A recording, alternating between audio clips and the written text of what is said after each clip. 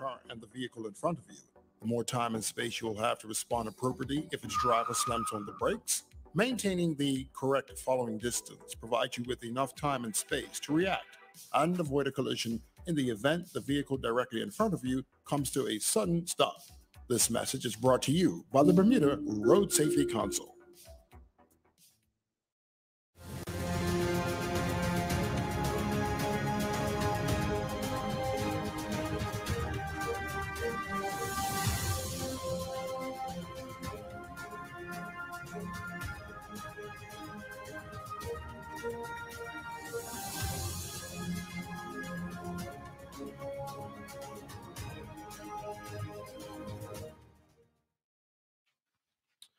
Good evening, Bermuda. I begin tonight by offering my heartfelt condolences to the families of Rashay Williams and Quan Marley Lowe, who lost their lives recently. It is saddening to lose any life in our community, but the loss of lung life bears a special sorrow. While I know that my words alone are not enough to make up for the loss that families and friends of these young men are dealing with, I wish for them to know that they are in our thoughts and in our prayers. For well over a year now, we have consistently been reminded of the preciousness of life. We have worked hard and collectively sacrificed to protect our loved ones, our friends, the vulnerable, and those who are working on the front lines. Our sense of unity and social responsibility propelled us through some of the darkest days last year. We did this despite the fact that it was uncomfortable and despite differences of opinion. We came together in the name of defeating the coronavirus and protecting Bermuda. That goal has not changed, and the government cannot shy away from the responsibilities and duties that we have sworn to uphold. We remain dedicated to protecting the people of this country, even if it means making unpopular decisions. Today, there was a protest at the grounds of the Cabinet building, and I, with my Cabinet colleagues, went outside to accept a document submitted by the group for the government's consideration. Peaceful demonstrations such as this are the cornerstone of a free society, and I am proud to lead a country where persons have the right to assemble for causes they support and respect the rights and views of those who may have been in attendance today. In order to continue to move beyond the pandemic, difficult decisions will still be necessary, and they, like mandatory quarantine, will not be decisions that everyone agrees with. But I, and the ministers of your government, will continue to make those difficult decisions in the best interest of the country. Strong leadership will be necessary in the face of criticism and differing views, but the government will remain focused to see Bermuda through the challenges ahead.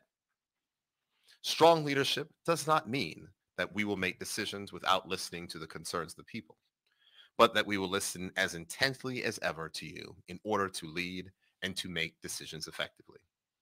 This not only includes listening to your concerns surrounding the coronavirus, but also means addressing the social and economic issues that you elected us to tackle on October 1st. The government is not perfect, as we are made up of humans, and we will make mistakes. We recognize the issues that took place with the revised travel authorization process when the mandatory quarantine commenced on June 20th. We heard the frustrations and the obstacles faced by Bermudans who were traveling and have worked diligently since to improve our processes while doing what is necessary to keep our border secure. And as was indicated last week, I apologize for the challenges which were encountered. Despite personal opinions, including my own, the science and data show that supervised quarantine is a necessary measure to protect our island from dangerous variants that could threaten the freedoms we have worked so hard to get back. This progress cannot be taken for granted, as we have seen many countries who lacked border protections be forced to move backwards and be forced to re-implement restrictions. Tonight, I'm joined by the Minister of Health, the Honorable Kim Wilson, the Minister of National Security, the Honorable Renee Ming, the Minister of Youth, Culture, and Sport, Dr. the Honorable Ernest Peets, and the government's Chief Medical Officer, Dr. Ayo Oyenloye. We have a lot of information for you tonight. First, we will hear from the Minister of Health, who will provide the country with an update on our latest coronavirus test results, vaccination progress, and changes to large group sizes as agreed by the Cabinet, as well as other matters from her ministry. Minister of Health. Thank you, Premier. Good evening, everyone. The Ministry of Health received 7,048 test results since the last update, and 4 were positive for COVID-19. This gives us a test positivity rate of 0.1%. The results are from the testing done on the following days. Thursday, June 24th, 2 positive cases out of 2,051 results with a 0.1% positivity rate. Friday, June 25th, 0 positives out of 1,902 results with a 0.0% positivity. And Saturday, June 26th, 2 positive cases out of 1,750 results with a 0.1% positivity. And Sunday, June 27th, 0 positive cases out of 1,345 results, again resulting in a 0.0% positivity. 2 of the new cases are classified as imported with their details as follows.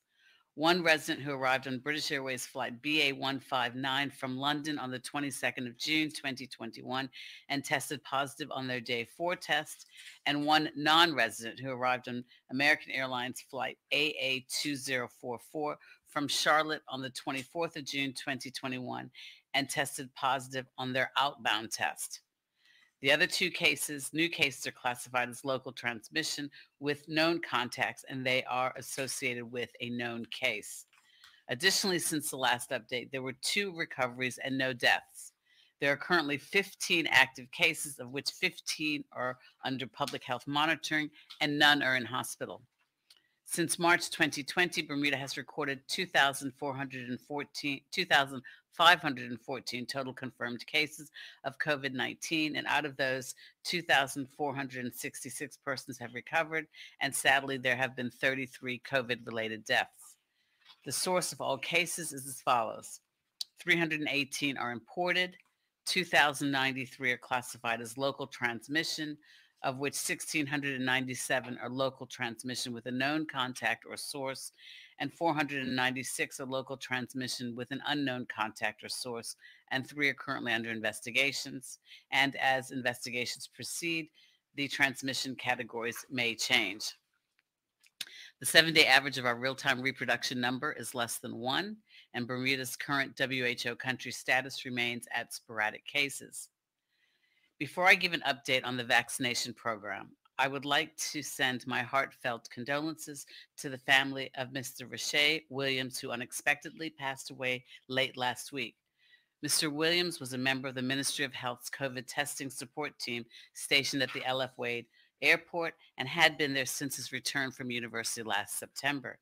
He served his country as part of the Ministry of Health team, and we are ever so grateful for his service, and our condolences and prayers remain with his family at this time. I will now provide an update on our vaccination program. We have completed the 24 full weeks of vaccinations, and since January 11th, Bermuda has administered a total of 79,854 vaccinations, and a figure that rises to 80,722 if you include vaccinations of Sunday, June 27th and Monday, June 28th as well.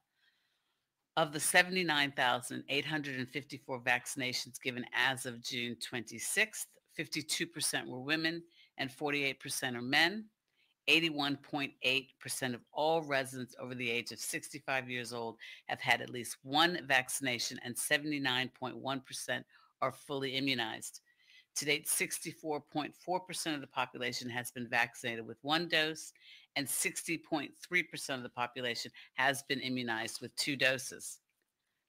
The vaccination center at the Bermuda College will close as of tomorrow, June 30th. Additionally, the last day to get an AstraZeneca vaccine at the Bermuda College is also tomorrow, June 30th.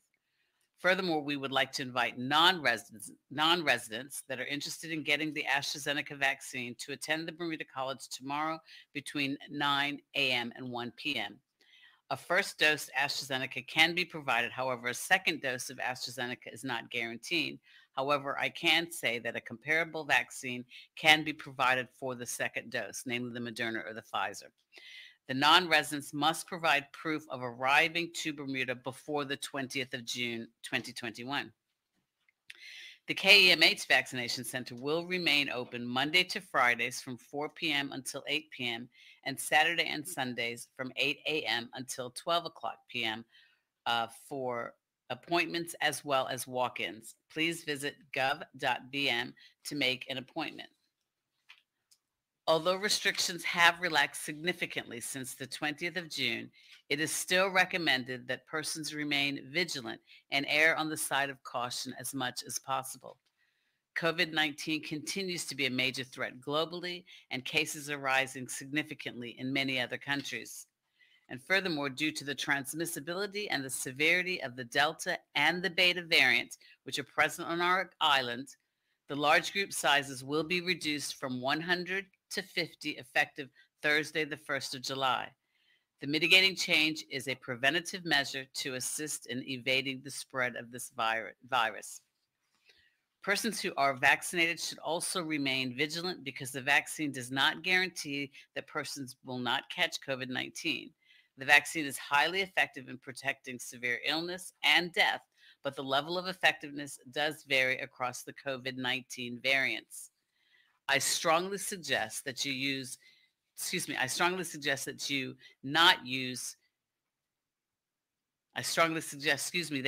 international news sources as a guide. I'm going to start. The third time is a charm.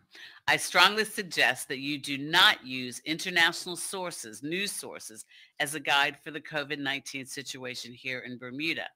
Our policies are specifically designed for the Bermuda context, and although they may be different from those of other countries, they are deemed more suitable for safety for our community. For travelers, it is important that you take extra care when filling out the travel authorization before intended travel and have all of your documents ready before starting the TA process. This includes your COVID-19 PCR test results, your vaccine certificates, and your hotel or exemption confirmations if they are applicable. The most common reason a TA is being rejected for residents is that they do not upload their vaccine certificates. Additionally, TAs are being rejected because travelers' PCR test results do not meet the approved criteria. For example, the test is an antigen test or the result document does not contain the letters PCR on it, it will be rejected.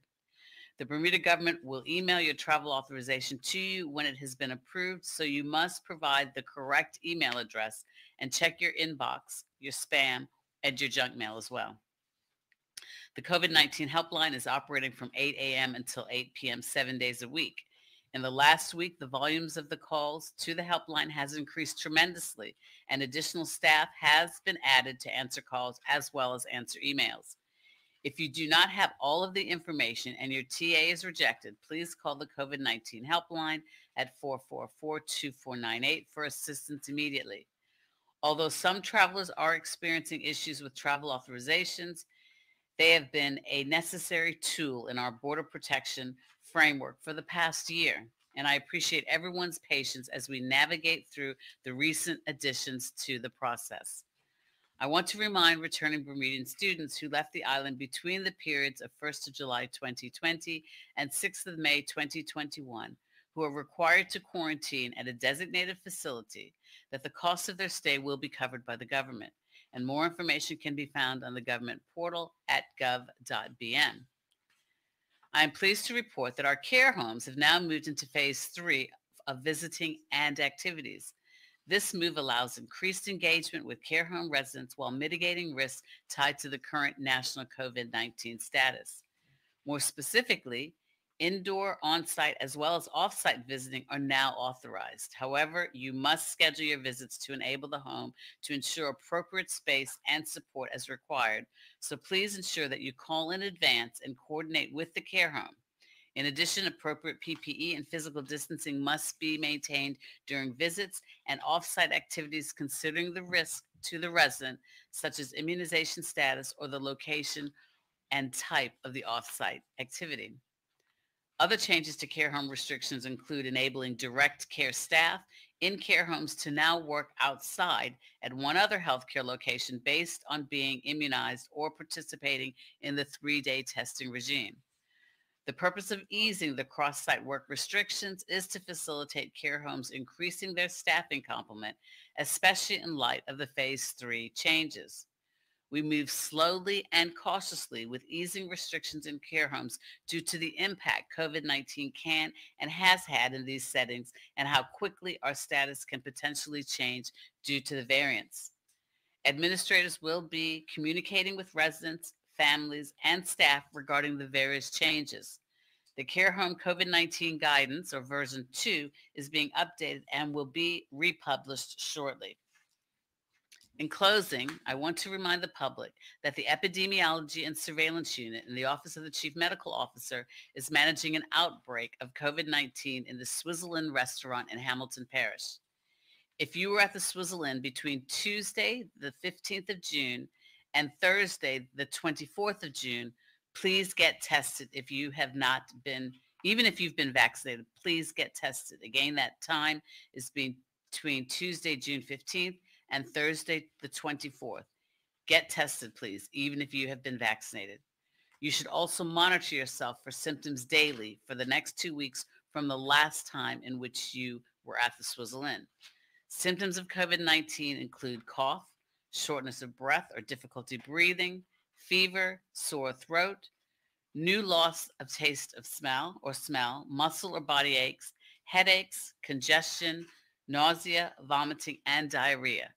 If you develop any symptoms, even a mild cold symptoms, please stay at home, quarantine yourself, and keep away from others, and seek advice from your GP, or you may contact case management at COVID-19 casemanagement@gov.bm. Please remember, each and every one of us must do our part to help to stop the spread of the coronavirus.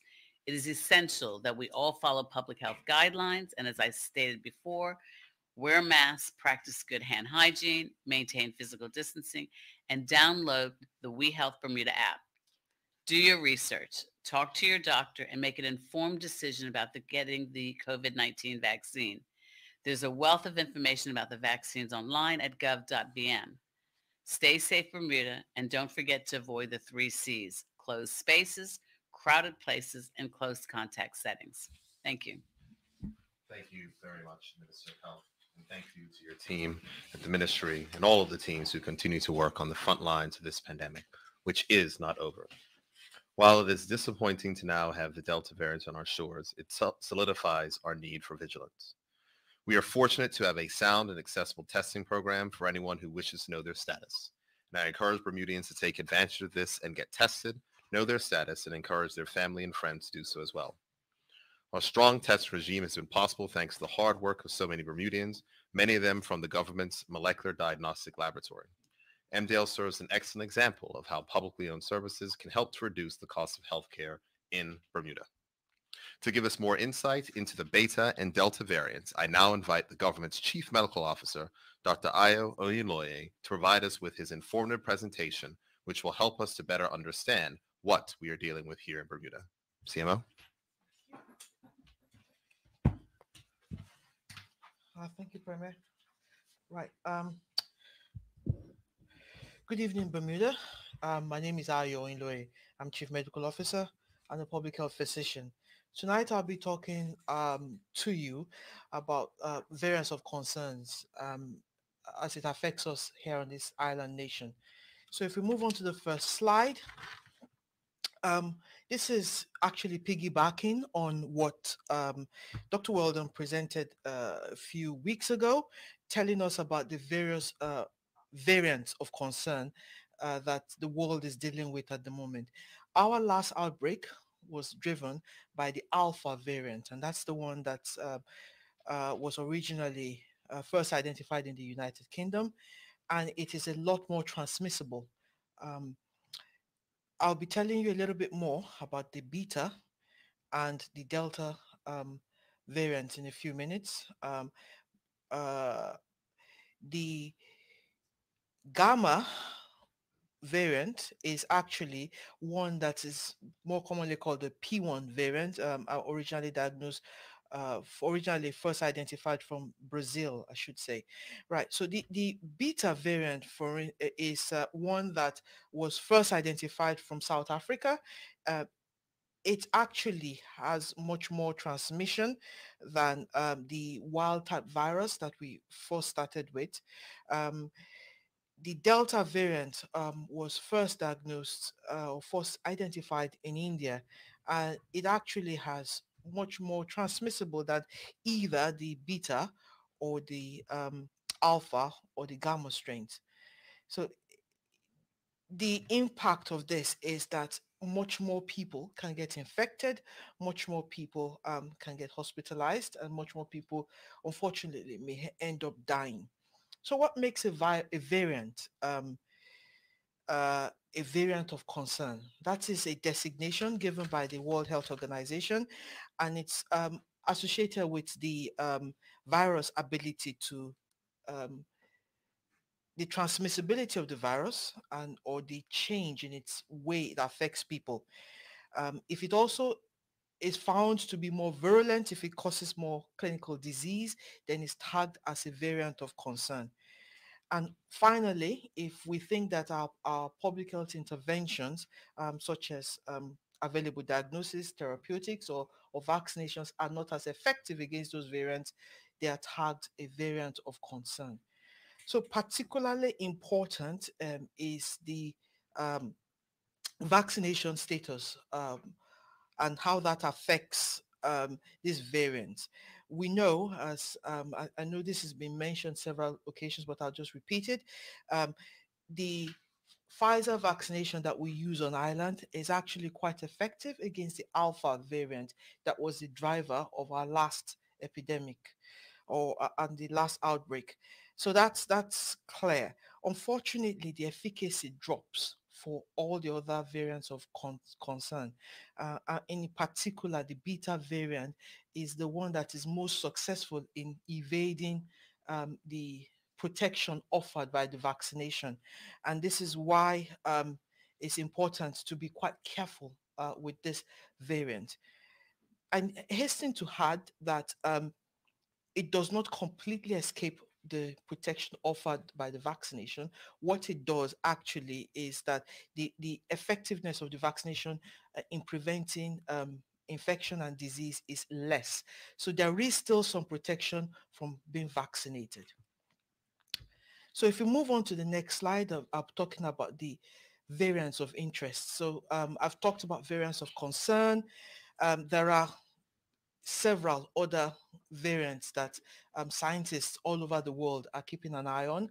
There's the epsilon, the zeta, the eta, the theta, the iota, the kappa, and the lambda, and different names. It's been given the Greek names so that for colloquial use and to avoid stigmatizing the areas that have actually where this was first identified. So a lot of this are things that we're keeping an eye on. And what differentiates a variant of interest from a variant of concern is it doesn't cause as much trouble as the variants of concern, the variants of interest, but they've been identified with community transmission and with outbreaks. So that's the main difference, but it does not have significant impact on our public health and social measures. So that's what accounts for the difference. So if we move on to the next slide and talking about what this means in reality, what this means for us in protecting ourselves from this as a society, from this variant. We know that the first virus identified in the Wuhan province of China could, on the average, each person would infect between 2.4 and 2.6 other people. That's on the average. That's what we tend to find.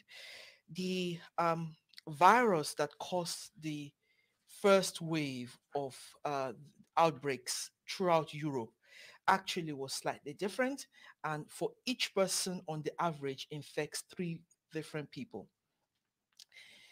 Our last outbreak was driven by the alpha variant, and on average each person who has an alpha variant will go on to infect between 4 and 5 people.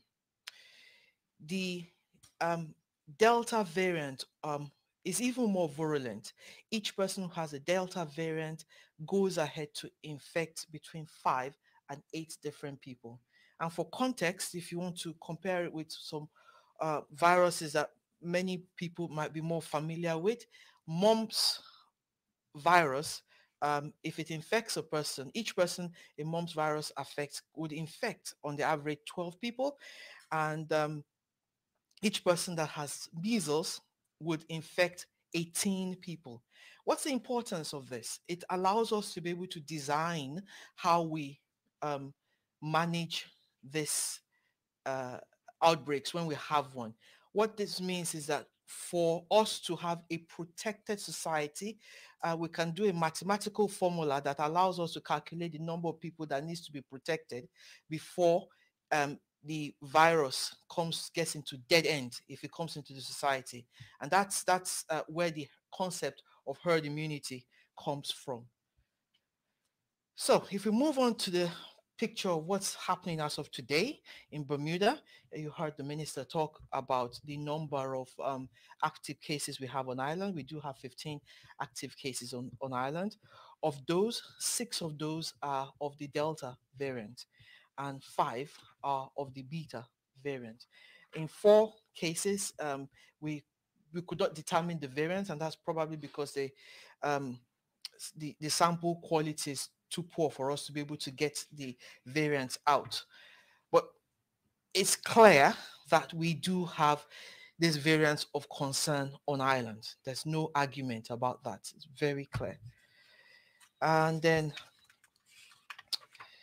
so what can we do about this? If we look at the COVID-19 symptoms, as the minister mentioned, and I will repeat for emphasis, fever or chills, cough, shortness of breath or difficulty in breathing, fatigue, muscle or body aches, new headaches, new loss of taste or smell, sore throats, congestion, runny nose, vomiting or diarrhea, or nausea are all symptoms of this. And it's important to also remember that for this variant, you tend not to have the classical symptoms of fever and loss of smell or loss of taste. So it's more the sort of symptoms that you tend to have with it are things that you might tend to dismiss. So the key message today is not to dismiss any of the symptoms. If you do have any of these symptoms, stay away from others, get tested, and speak to your general practitioner who will be able to help you. It's not all doom and gloom. If we move on to the next slide, we're talking about some of the ways that we can protect ourselves as a society from these outbreaks. The slide I'm showing shows what is called the Swiss cheese model. It's adapted from what one researcher in Australia has postulated, and it actually illustrates very well the concept of public health and social measures in protecting a society from an outbreak like this. So what the underlying principle behind that is that there's no single measure that you can take that will protect you from 100% from the viruses or from the outbreaks. So we need to stack our measures just as you will stack Swiss cheese to prevent the viruses from affecting us as a community.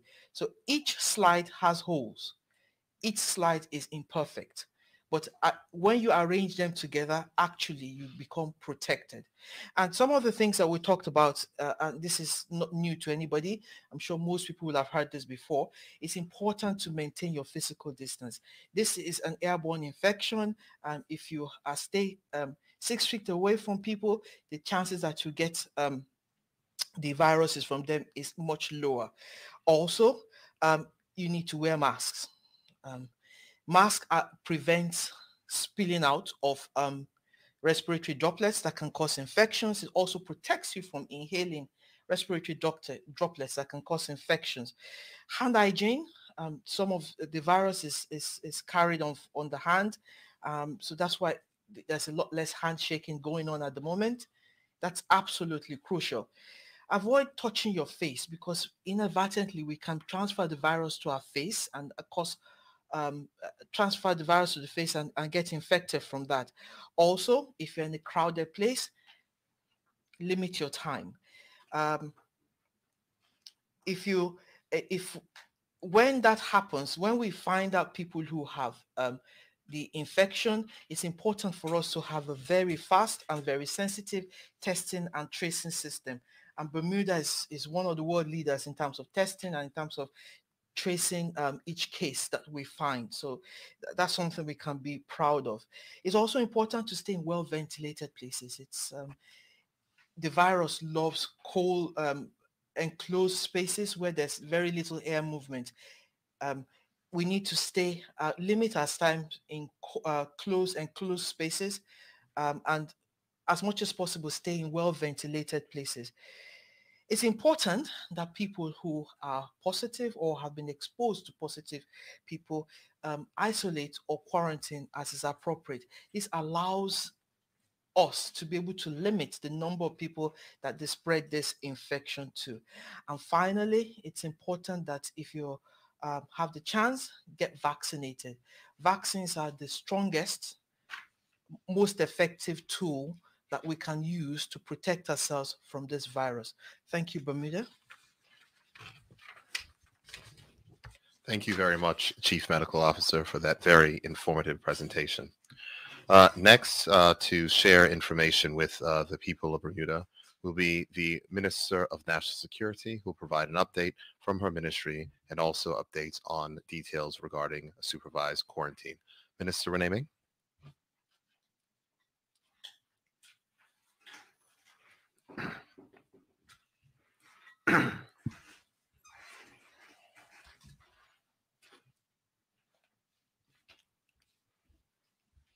Good evening, Bermuda. My overview will cover compliance and enforcement information and an update on the government-approved quarantine sites. The Bermuda Police Service. The Bermuda Police Service continues to work with our partner agencies, the Royal Bermuda Regiment, the Bermuda Police Reserve, and the Department of Environmental Health to ensure compliance of the COVID-19 regulations. This includes continuing to visit various businesses and restaurants to ensure that patrons and establishments are engaging in the appropriate health and safety guidelines. On the water, the BPS continue to work alongside the Bermuda Coast Guard to monitor COVID compliance as well as antisocial behavior on the water. As always, we're encouraging anyone who sees any breaches of the regulations to please call 211. The public can also use the online portal at the BPS website, which is www.bermudapolice.bm. As we continue to manage resident and visitor arrivals at the airport, I want to take this opportunity to go over a few of the quarantine guidelines for those non-vaccinated persons who will be required to stay in an approved quarantine facility. These guidelines took effect on Sunday, June 20th, 2021. As a reminder, all non-vaccinated travelers arriving in Bermuda will be required to do a mandatory 14-day period at a government-authorized hotel. The cost of the stay is the traveler's expense. There are 7 approved quarantine locations: Cocoa Reef Resort, Grotto Bay Beach Resort and Spa, Hamilton Princess and Beach Club, Willow Bank Resort, Coral Beach and Tennis Club, available to members only, Rosemont Guest Suites, and Fairmont Southampton Princess. As a note, eligible persons can apply for an exemption from the Ministry of Health. More information on those requirements can be found at www.coronavirus.gov.bm. If a non-vaccinated traveler receives an exemption, they may be able to quarantine at a residence for 14 days and test on day 14. And if a person has a financial exemption, they are required to quarantine at a government facility but don't have to pay. Any non-vaccinated traveler who does not receive an exemption must stay at a quarantine hotel and pay for the full 14 days in advance of their arrival in Bermuda. We currently have 29 persons in the government-approved quarantine facility. Each non-vaccinated traveler must also upload a confirmation of a prepaid booking at a government-authorized hotel to their travel authorization form before boarding their flight. For more information on how to arrange a quarantine hotel, please visit the government website. Now, a few points regarding the landing process once a traveler has arrived at the Al Wade International Airport. As a reminder, the general process for persons who have arranged accommodations at a designated quarantine hotel is as follows. Upon landing in Bermuda, all travelers will enter the arrivals hall at the Al Wade International Airport. Port staff/ambassadors will be on hand to direct travelers where they need to go, including the immigration and customs checkpoints, baggage claim, collection of the COVID-19 testing kit, prearranged transport, and hotel booking. All travelers must test upon arrival before proceeding to the government-provided transportation. After being cleared through the airport, travelers will be directed to a bus where a government representative will check their name before they are permitted to board the bus. Upon arrival at the hotel, travelers will be greeted by a government representative. Their name will be checked against the hotel booking record before the bus leaves. Once their reservation is confirmed, they will be directed to check in at the hotel's front desk. After the check-in process is complete, the traveler will be escorted to their room. Food can be ordered and it will be delivered to the guest room at their expense. We also appreciate that there are those in the facilities who need specialized items, and we have made accommodations for that. Persons who have family or friends who will be in a quarantine hotel will be allowed to drop essential care packages at the front desk of the hotel or at the guest property. The drop-off time is 1 to 5 p.m. daily. The essential care package should have the room number visible, and the recommended items should include key necessities such as toiletries, medication, and essential foods, inclusive of any special dietary items. We ask that, if at all possible, in keeping with the guidelines, that one person make this essential delivery. A daily schedule, including the staff duty roster and the activities, will be made available to all guests during the 14-day stay. As an important note, while guests remain in their rooms, they will be able to engage in prearranged activities such as walks, high-intensity training, yoga, and meditation classes, and other wellness activities. On day 14, once the negative test results are received, all guests will be free to check out of the hotel. The checkout process will be coordinated by the government representative. Guests will be responsible for their own transportation, including costs to the respective residence or accommodation. Finally, Bermuda, we appreciate that these are testing times and that these are unprecedented. Some difficult sacrifices must be made. We are all in this together. We know that our people are feeling unsettled and uncertain, but it's critical to understand that we must do what we have to protect our people from the coronavirus variants that are devastating other countries. We must have a strong and robust and effective border policy. Lastly, I encourage all non-immunized travelers to stay informed about all of the quarantine guidance by visiting the www.coronavirus.gov.bm. Thank you very much. Thank you very much, Minister Ming, and thank you and your team at the Ministry of National Security for managing this very important operation. It is necessary in this moment while dangerous variants continue to spread around the world. And I'm sure, as a side note, that you are thrilled that Cut Match is coming to St. George's again this year after my team decided to take up the challenge. I'm grateful for that. By protecting ourselves at our borders, we also protect our current freedoms with very limited restrictions. We protect local businesses and jobs, and we protect our healthcare system. We also allow ourselves to enjoy the things that we have missed, such as enjoying our local sports, events, and traditions. In keeping with sports, we will now hear from the Minister of Youth, Culture and Sports on large group exemptions as well as changes to cricketing regulations. Minister.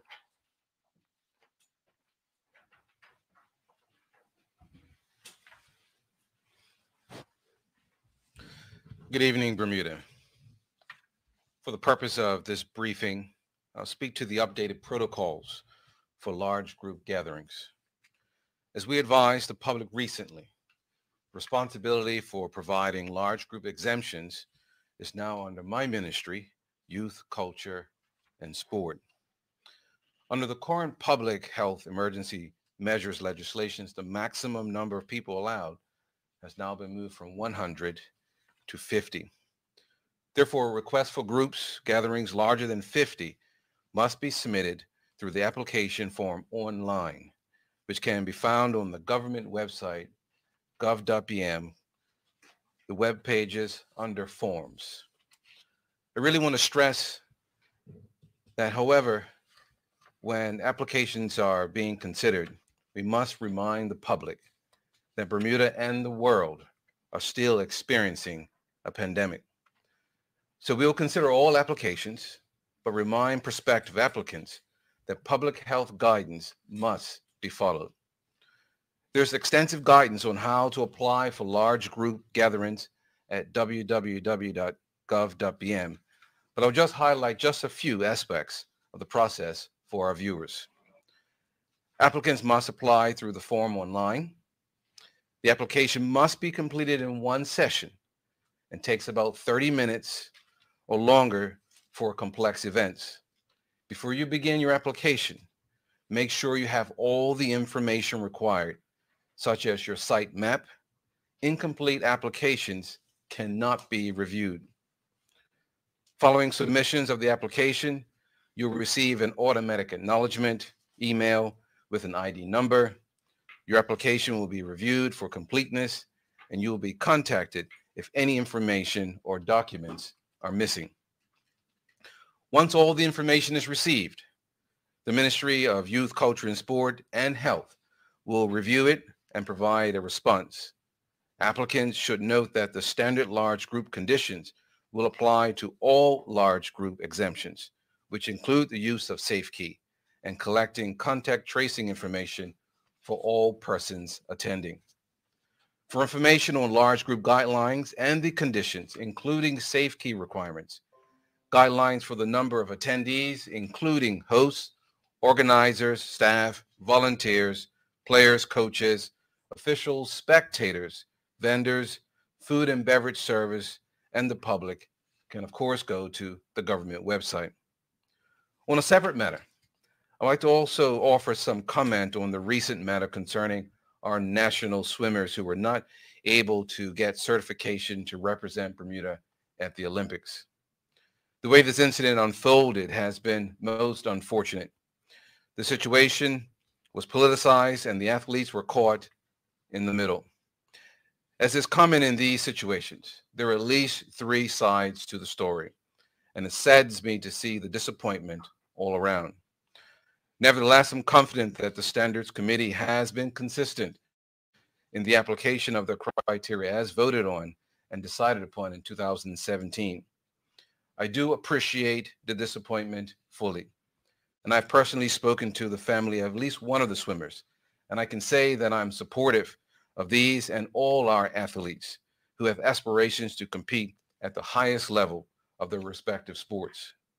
Our attention needs to remain squarely focused on the development of our athletes and to ensure that our NSGBs, the Bermuda Olympic Association, and our athletes are supported so that we as a country have representation on the international sporting arena on a consistent basis. Finally, I'd like to close by highlighting the upcoming Cup Match Classic, which is scheduled to take place at the end of July. Cup Match is truly a special time for us as a community, as well as a country.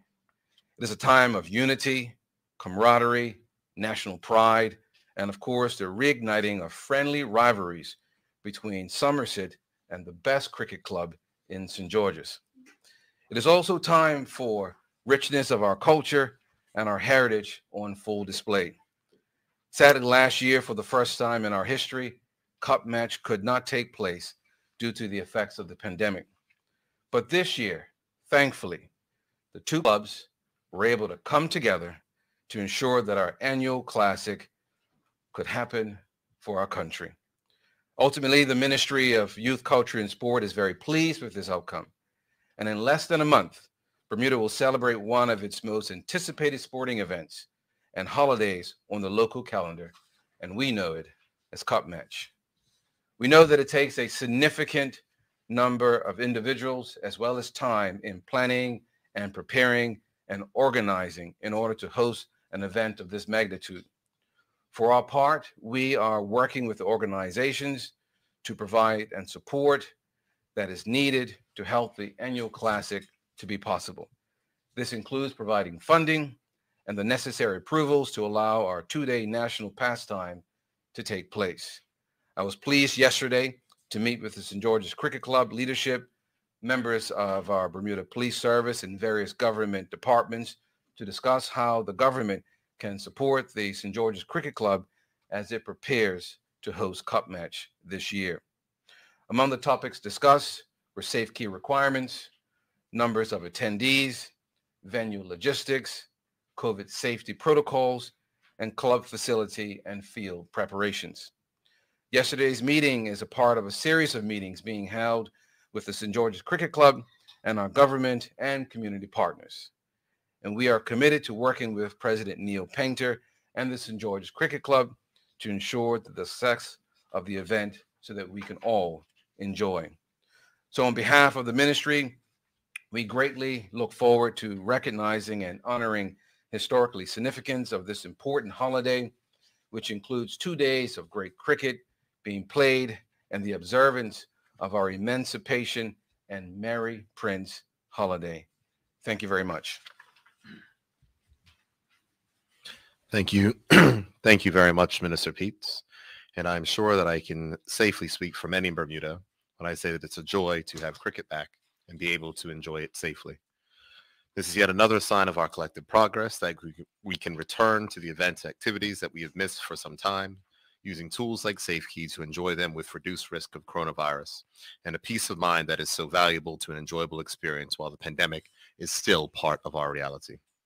I look forward to the cricket season continuing. I look forward to Eastern Counties, and I certainly am looking forward to Cup Match. I'm disappointed in your team selection, Minister Peets. As I said earlier tonight, and as the government has said since January, vaccines remain the most effective tool we have against the coronavirus. We have been fortunate to have an outstanding vaccination program thanks to the hard work of many of our public officers, healthcare professionals, and volunteers. We have seen 64% of the total population and 77% of the eligible population make the personal choice to get vaccinated, which combined with strong regulations helped to reduce local transmission and get us to a place where regulations could be relaxed. The government's position remains, as the CMO said, that getting vaccinated is a personal choice and that persons should do so only after speaking to their doctor first. Please, I implore you to speak to your doctor before making the choice to get vaccinated to ensure that it is right for you and to minimize any possibility of an allergic reaction. With the arrival of over 4,000 doses last week, there's an opportunity for anyone who has not yet received the vaccine to do so and to help us reach our goal of 70% of the population being fully immunized. We have seen that as vaccinations increase, the effect of coronavirus decreases and governments grow in their confidence to relax restrictions, allow for more activity, and begin the return to normal as we have here in Bermuda. To those who have already taken steps to be vaccinated, I thank you for doing your part. To those of you who have chosen not to or cannot, but make the effort every day to follow health guidance to protect you and others, I thank you as well for all that you do.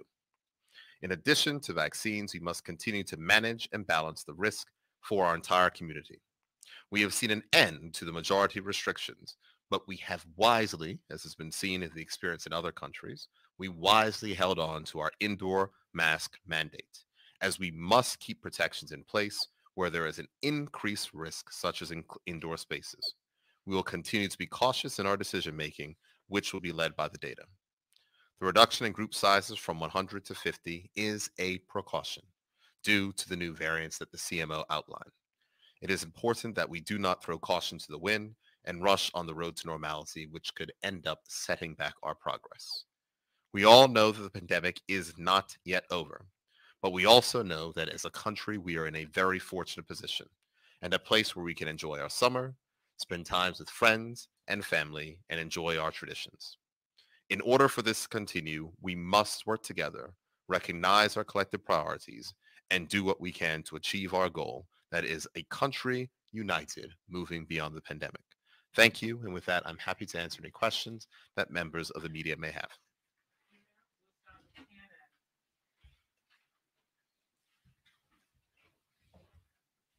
Good evening. Thank you for having us. I just have as usual, brief statement. This is in concern with the questionnaire yet again. We have 5 members on the panel, 3 reporters, and 4 questions. Can we be allowed at least 6 questions tonight? The question limit has been set. Proceed. Sorry? You can go ahead and ask your questions, Mr. Lindsay. Thank you very much, sir. Since our last news conference, the fallout from your policy surrounding quarantine and vaccinated versus non-vaccinated individuals have been enormous. Right up until the protest today, do you take any responsibility for the present division in the country, Premier? Or do you take responsibility for the fallout and the number of these positions, i.e., the St. Regis situation, the wrapped up, and today's protests? Mr. Lindsay, leadership is difficult. The government will continue to exert strong leadership and make the decisions which are necessary and required in the interest to keep this country safe. I know that not every decision that we make is popular, but I also know that no matter what decision you make, if 99% of the people agree with it, there'll be people who disagree. That is the nature of what we're dealing with. That's what we live in a democracy, but we are guided by the science, we are guided by the data, and we are certain that we are making the best decisions to make sure that we can protect our people. My next question. I know you've taken an exception to social media, but now we're seeing outcries from social media and in the community itself. Do you fear a revoke, as you have recently seen within your own party and in the community at large, with a call for you to step down? Do you fear this happening? What do you say to this statement? I will never expect that 100% of the people will support me to remain in this office, as 100% of the people did not vote for me and or the Progressive Labor Party. That is the nature of democracy. Leadership is difficult. We must make tough choices. We were elected on an election manifesto of strong leadership, and I think that our performance has demonstrated that we are able to make the tough and difficult decisions which are necessary to ensure that our country can move beyond the pandemic. That is what we've certainly committed to do, and that's what we will continue to do as we lead this country, which is necessary and which the vast majority of the people want us to do. My next question to either yourself, Premier, or the Health Minister. Is Safe Key event safe, and where is the data to support the safety of the Safe Key events? Well, the advantage about using the Safe Key is twofold. One, it ensures that all the participants that are present have either been immunized or alternatively have had a negative COVID test within 72 hours of the actual event. So it certainly provides an element of safety and security for the other persons and participants at the particular event, because that they know that those same persons that are at a particular event, all of those persons are either immunized or alternatively have a recent negative COVID test. My next question. What happens when a non-vaccinated person arrives in Bermuda and do not have their hotel selected? Are they arrested, or has there been anyone in contravention of these rules? Have we have any data that anyone has not had their hotel facilities or even finances sorted? I stand to be corrected with Minister Ming's presence, but to my knowledge, that hasn't been brought to my attention. But perhaps Minister Ming. No? Thank you. Yeah. You want to answer? Yes. Has anyone been in contravention of these regulations? Not at all. So we're going to be stuck to 4 questions tonight with 3 reporters.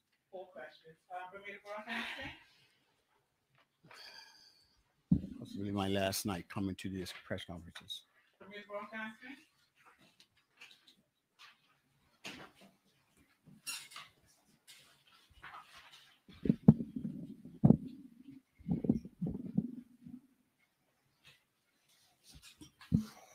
Good evening. There have been problems with the travel authorization form at the last COVID press conference 2 weeks ago. The health minister told the country that people wouldn't be allowed to travel to Bermuda without a completed travel authorization form. Then a few days later, government flip-flopped and blamed the airlines for preventing people from flying home. This has resulted in some planes, which were fully booked with hundreds of tourists scheduled to travel to Bermuda, to have 70% of their passengers removed from the flights, all due to the travel authorization form. Who messed up here? Well, let me start by saying I can't comment on, that's the first I've heard of 70% of a particular passengers of a particular flight were not able to come. So I can't confirm or dispute that. I don't know. I have no personal knowledge of that. Under the existing quarantine order, there's a provision under Section 5A, which has been in effect since last August. And it does speak to the fact that the conveyance operators are only to board travelers with travel authorizations. So you're absolutely right. When that question was asked of me, I think it was Trevor, I indicated that the legislation does provide that persons have to have a travel authorization in order for the conveyance operator to allow that person to board their plane. The Premier subsequently made it very clear to persons, because there was some disquiet in the community, that if you are trying to travel to Bermuda, you will not be refused arrival into Bermuda because it's unconstitutional. Bermudians have the right to return to their place of Bermudians and their residents have the right to return to their place of abode. So in reality, the communication surrounding that is twofold. One, yes, the legislation does provide for that, which is what I spoke to.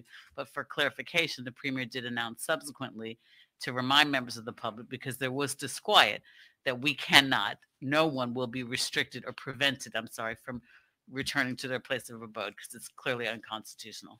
Can I follow up on that, Don? Because I think it's an important point. And we set out the timeline. And we set out the timeline that we made sure that it was reflected and communicated to the airlines that persons who were in possession of Bermuda status under the Constitution could not be denied the right to return home. It was the same instance that we had with travel authorizations, which were done before the changeover, where pre-tests were required, but we could not require pre-tests for residents because we could not use it as a condition for their return home. And so I think that it's important. So when we say blame the airlines, we had communicated with the airlines of this information. And so I can accept that there was confusion without question. We have seen that it was not the government's finest hour. We should have done a better job of implementing it. No bones about it. But when we say blame the airlines, it was communicated to the airlines on the Friday before the information went into effect on Sunday. And we made sure that was crystal clear and relayed to the airlines. And so from that perspective, I don't want to get into blaming the airlines or all the rest. The information was communicated. Bermudians were not supposed to be denied boarding and so we had to make sure that we fix those issues. We have done a very good job of resolving those issues, and we're going to continue to work through them. But I think it's important, as the Minister of Health has indicated, travel authorizations are not new and have been in place for all arriving passengers since last year, July. Okay, thank you. This next question is for the CMO. You did research in Africa on ivermectin used to treat patients with infections.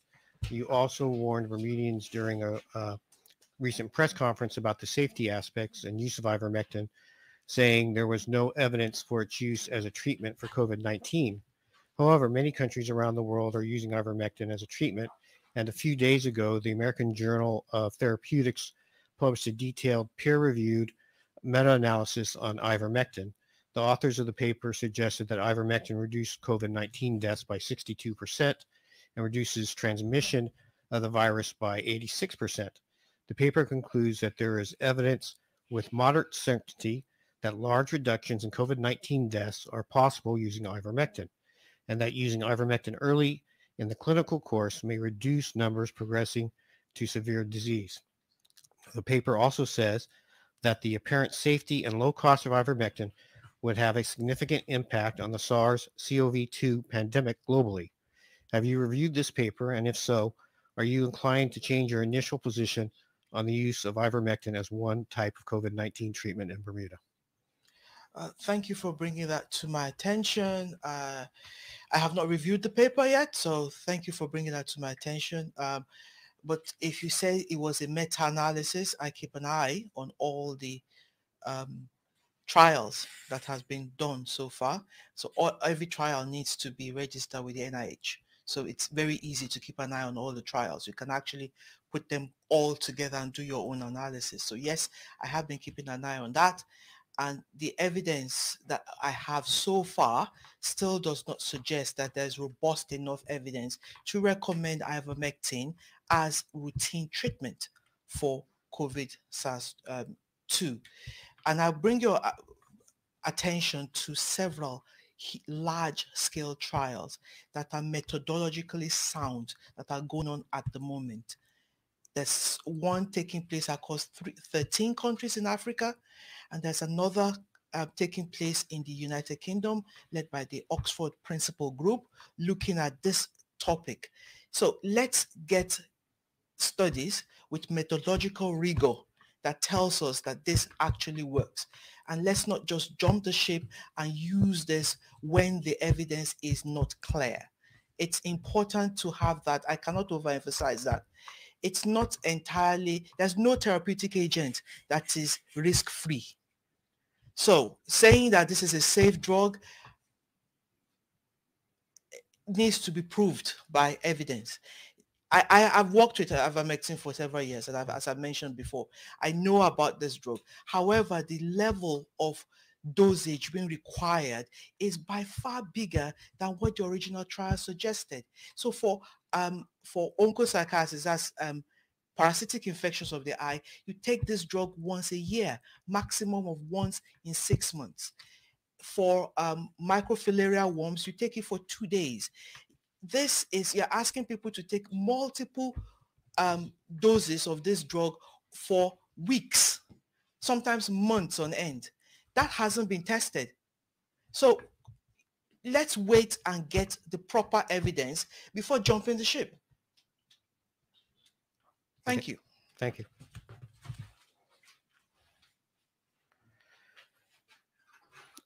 We are hearing from local restaurants and hotels who say they can't fully reopen because they can't get local staff and because there is a massive backlog in work permits under review. We understand that the Immigration Board isn't reviewing applications, but rather that Minister Hayward is solely reviewing and deciding each work permit application himself, and that the slow pace is causing sorts of a downstream problem for businesses. The government promised to cut the red tape 10 months ago, and yet it seems that it's getting worse. What can government do right now to make it easier for struggling businesses? That's a lot of the question. The first thing I'll say is that Minister Hayward had a press conference yesterday, but I think what's important to note is that the government has certainly taken a position that we've closed work permit categories.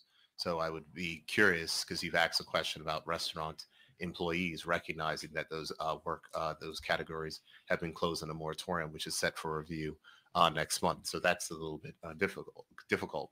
But I mean, as I said, the government has had to make difficult decisions. And I think the Minister of Labor has been clear that what the government is focused on is getting Bermudians back to work and ensuring that Bermudians can get back to work.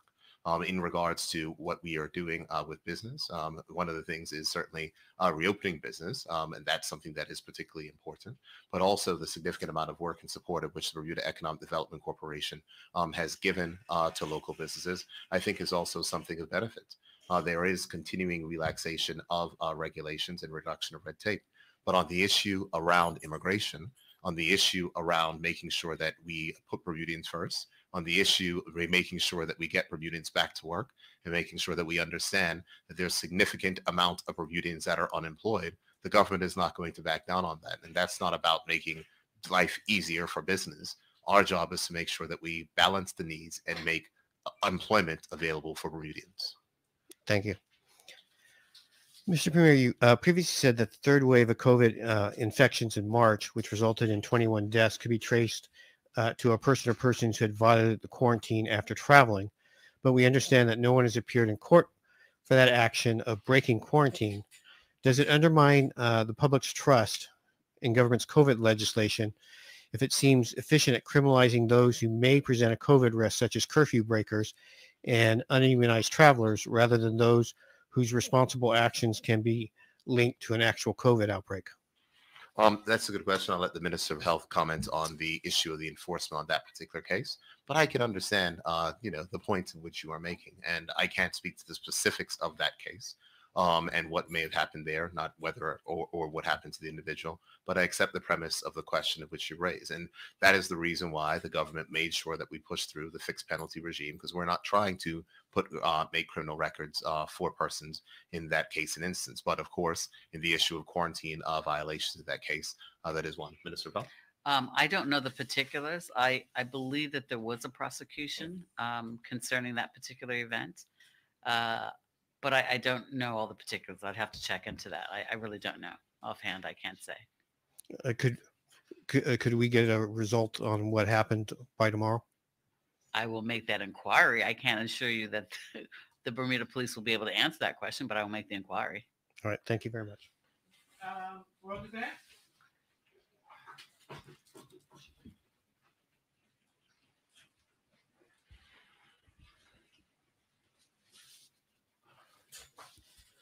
Thanks for having us, everyone. Jonathan Bell from the Royal Gazette, and we're back in the room again. Before my four questions, we did have a statement on behalf of the Royal Gazette. I wish to state that we strongly object to the 4-question limit. When press conferences are only held every 2 weeks and COVID-19 data is only released twice a week, we feel the public is being deprived of important information. Can also dispute the claim that when we ask questions outside of the press conference, they're answered. It can take days or weeks. And sometimes by the time we receive it, the information is redundant. But thanks for listening.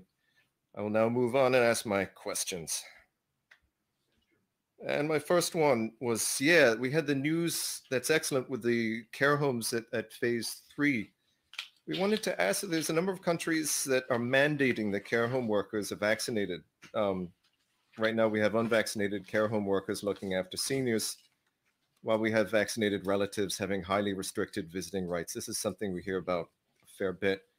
We've previously heard the government is not considering mandating the vaccine for anyone, but why do you think other countries are willing to implement this? And are you going to complement it for Bermuda? Wouldn't it be better for our seniors in care homes? That's my first question.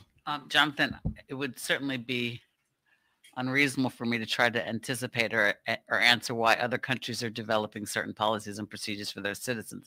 What I can say with respect to our country and the processes that have been developed is that, as you've indicated, the government has confirmed that we will not make COVID-19 vaccinations mandatory for any members of the public. However, what we are encouraging persons to do is a number of things. One is to speak to their healthcare provider to ask the requisite questions to see whether or not they can, is it best for them, and make a choice that's based on medical evidence and is, with support of their general practitioner. 2, we are encouraging all individuals to continue to adhere to the public health guidelines, such as the wearing of masks, the physical distancing, hand hygiene, and so forth, so that when individuals do visit their loved ones in care facilities, they can best protect themselves and their loved ones if they are not immunized. Thank you. The second one I had, and I sat up when I heard the figures. So we have that active cases, I believe they would have tripled in 2 weeks from 4 to 15. Are we concerned about this? Do we know what's driving this? Is it more travelers coming in, or more transmission? It's a combination. It's a combination of both. You would have heard from the CMO indicate that of the 15 active cases, we have 15 currently active cases, and 6 of the Delta variant and 5 of the Beta variant, which you would have heard from his presentation. Those are highly transmissible. We also recognize that some of these cases are coming in imported. The great thing about it is that we have tight border controls so that we can protect our borders and protect our citizens through the operation of our mandatory quarantine for those persons that are unimmunized. And likewise, we have a very aggressive testing regime where persons that enter Bermuda or locals that travel to Bermuda are tested frequently and regularly as part of the testing regime to ensure that we are able to identify, and if we have to identify a positive case, then we immediately move to contact trace and isolate. Thank you. Thanks. The third one that I had, yeah, this was to do with the closure of the college vaccination center. I was hoping to hear what's behind that. Are we giving up on that magic 70% herd immunity number? Can you just tell us more about why we're doing that? Sure, we're not giving up at all on that number. You would have heard that we have approximately 4,900 that we would have just received from the United Kingdom. Those will be for first doses. We will continue. We're just scaling down the operation. We are at, I think the Premier said 77% of the eligible population having had been vaccinated. And as I indicated, 64%, 64.4% of the population, overall population, has been immunized, with 60.3% fully immunized. We haven't given up. We will continue to administer the vaccine to those persons who desire it. We've always maintained that anybody that wants to be immunized, we will provide that for them. However, we're just scaling down the operation. You can appreciate we've had a number of people working at the Bermuda College for several weeks since we started the immunization program. We've also had the hospital up and running, as well as the close to home initiatives. So it's just a matter of scaling back, recognizing we have the rate that we're at 60%, and we've got about just under 5,000 doses of the existing Pfizer that are due to expire in October. So we'll continue to utilize the hospital as our point of contact. Most of the centers are currently doing second doses. And as you would have heard us speak, you would have had to done the first dose, last day, first dose of the 8th.